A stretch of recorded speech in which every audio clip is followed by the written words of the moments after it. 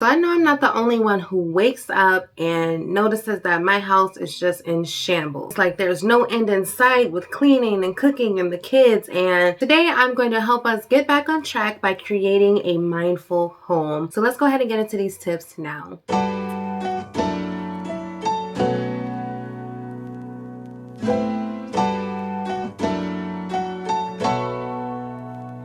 Secret Sisters, thank you so much for tuning in for another video. If you're new here, welcome. My name is Maggie and I do all types of self-care, skincare, spiritual care type of videos. So if that's something you may be interested in, please stick around by hitting that subscribe button so that you never miss another upload. So today I have 10 tips on how we can create a more mindful home, really start to take back our mornings and our days, and have a little bit of control and order within the house, right? So starting with tip number 1, and that is to wake with the sun. So whatever that means to you, that essentially just means to wake up earlier. Getting sunlight is like the best eye opener. It's like the best, alarm clock. So we definitely want to wake with the sun. Definitely don't want to hit that alarm clock, or keep hitting that alarm clock, I should say, to snooze it or to put us back to sleep. No, we definitely want to wake with the sun, and I mean literally get up, get productive, start your day. My second tip is to start to sit in the morning. So, and I mean mindfully sit, right? Meditate, spend a little quiet time, because we can have all the intention in the world, but if we're not manifesting, if we're not really repeating it and getting into our hearts and our souls, then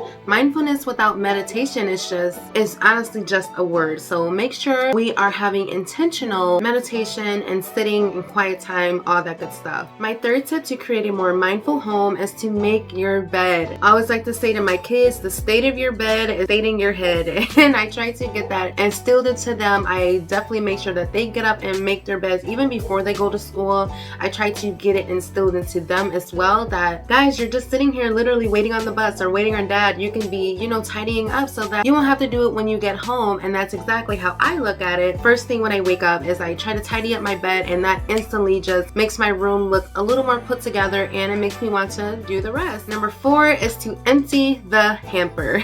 So that essentially means to just get to work. I don't know about you, but laundry is definitely one of my dreaded tasks throughout the day, and I noticed that if I don't do it one day, it's just going to keep piling and piling and piling up, and I definitely need to start emptying the hamper a lot more. But I noticed that if we do it every day and really get into that mood and that mind of, okay, this laundry has to be done, let me go ahead and make some type of routine for this laundry, whether that is gathering all the dirty clothes. We shouldn't be washing every day, of course. We want to be eco-friendly, all of that, but at least gathering all of the dirty clothes from each room, from each day, and putting it in that designated area or basket can definitely help. But we also want to do it without resentment. We want to do it without murmuring and complaining, and really just enjoy and be grateful that you even have this piece to wash or fold and put away, right? Number 5 is pretty obvious, but it's to wash up. Brush your teeth, take a shower, put a couple curls in your hair, and really present yourself for the day. That kind of makes me be a little more mindful, right? I'm a little more intentional with what I do. It puts me in the mood to get more things done, or to run errands, or to to really get things done, and again puts me in a more mindful mood. I'm ready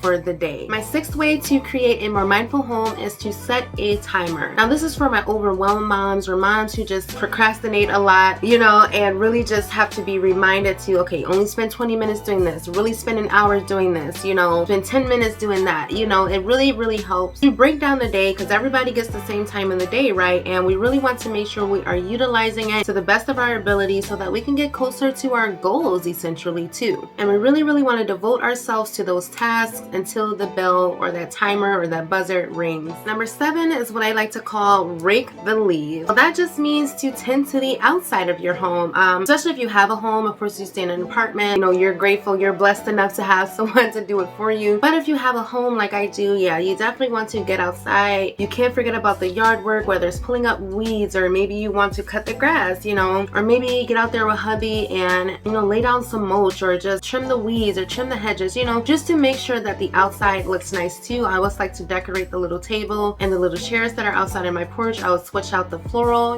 clean up the little grill area on my porch, and really present the outside of my home as well. Number 8, pretty self-explanatory, but it's to eat when you're hungry. Moms, I know we can go off on a deep end. I will be so busy, I will look up, it's 5 o'clock, and I will not even have my first bite to eat. eat yet, which is not really good, guys, because we really want to align our bodies with our meals and how we're feeling, right? You know, we're going to eat 3 times a day, right? So when the feeling finally comes, we need to stop what we're doing and really prepare. Even if we have to do something grab and go or have something, you know, some leftovers or anything to get that meal, get that fuel for the body. Yes, because our bodies are not made to run off of nothing and fumes. Our body is made to be fed and to run off energy and protein and things, right? Like God did not design us that way. God designed us to need water and to need fuel and to need food so that we can, yeah, take care of ourselves and to fill our bodies up with more and more energy. All right, number 9 is probably one of my favorite tips, and that is to let the darkness come.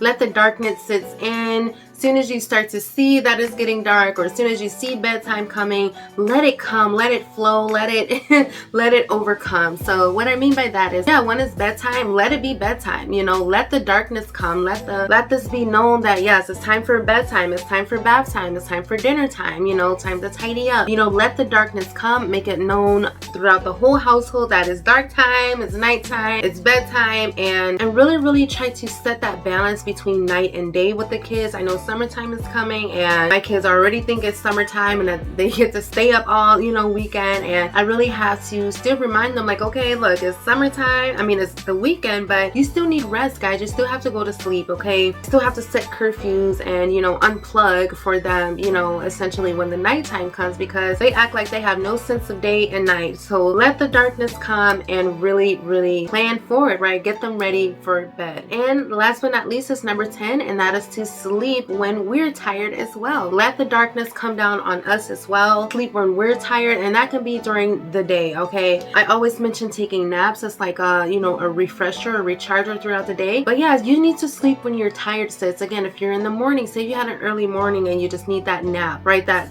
mid-evening, mid-morning nap, right? Or you're during the day, and my daughter is sleeping right now, and I low-key need to be laying down with her just to kind of refresh my day ahead of me as well. It's Saturday, we have a whole day planned, and yes, this will be an awesome time to take a nap with her. Or simply at night, guys. I know we can all hop in bed and then spend another 40 minutes to an hour playing the game or scrolling social media, you know, when we really should be getting all those Z's. I know I almost instantly regret when I don't get enough hours of sleep and then I still have to work or attend to the kids or, you know, whatever. So make sure we are sleeping when we are tired as well. All right, my sacred friends, that's all I have for this video. I really hope that was helpful, right? And help us to create a more mindful home. These things certainly help me to feel more mindful and at peace and more productive, right? So I really hope these tips can help you as well. I love you ladies so much. Thank you so much for joining my fellowship and my community of just sacred women who really want to tap back into our Christianity, right? And to really tap back into that role as woman and wife and mother, right? And try to do everything with the things above, right? with our minds and our hearts focused on things above, right? So I love you guys for that. I love to grow with you all, and I thank you all so much for being here. And yeah, I will see you in another video. God bless you all.